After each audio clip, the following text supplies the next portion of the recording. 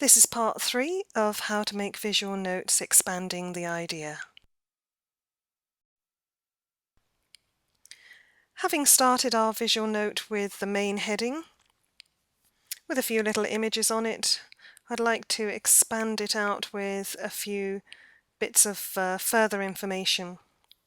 Now, when we're making visual notes, it's really important that we think about why we make visual notes and also how we make visual notes. So what I'm going to add in slightly smaller text now, but hopefully linked onto the original heading, are some of these explanations. So I'm just looking at the pen size to make sure that it matches, and looking at how it seems as the big picture, just by zooming back and checking if it's big enough. I could always zoom in on that particular layer, and I could always enlarge it if I wasn't happy with it. But I like to do it as I go along, just to see how it works.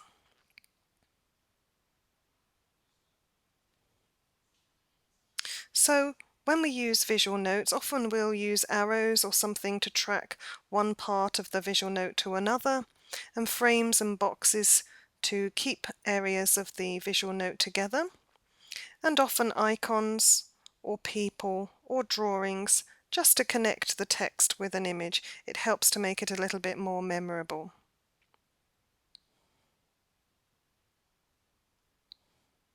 And then thinking about using visual notes reminded me of the first TED Talk that I watched on this subject, Doodling Matters.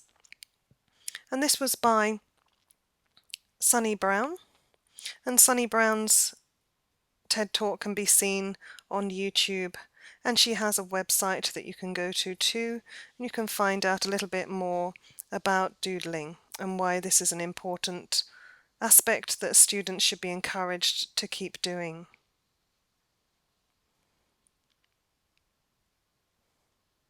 Now I'm just keeping my pen nib the right size so that it looks consistent with that first heading. I'm going back to the same colour. And thinking about the overall visual note, it's important that you show the big picture, so that on first glancing you can understand what the visual note is about. And in this case it refers to something called Rapid Viz, which again you can Google and you can see some great examples, some animated examples of that.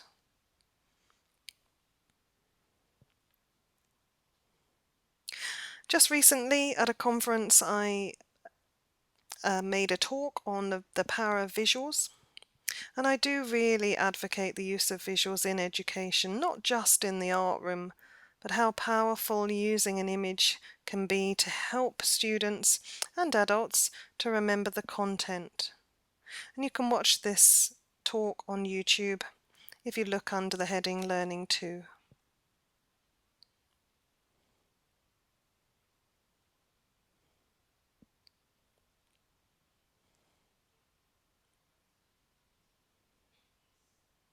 And I find that using images connected to text really helps me to remember.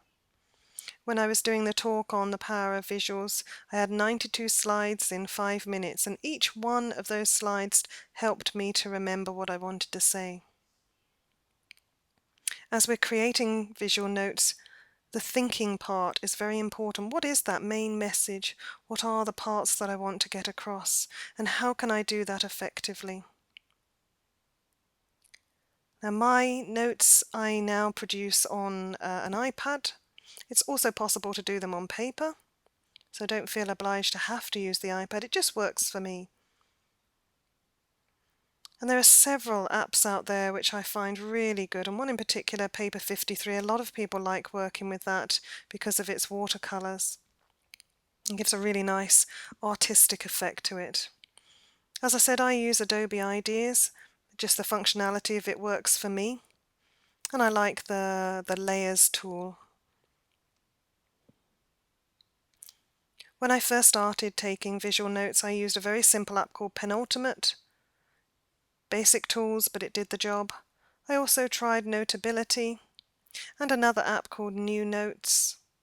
And there's a really nice one out there also called Inkflow. Just have a try of them, find the one that works for you. And that's part 3 of how to make visual notes, expanding the idea.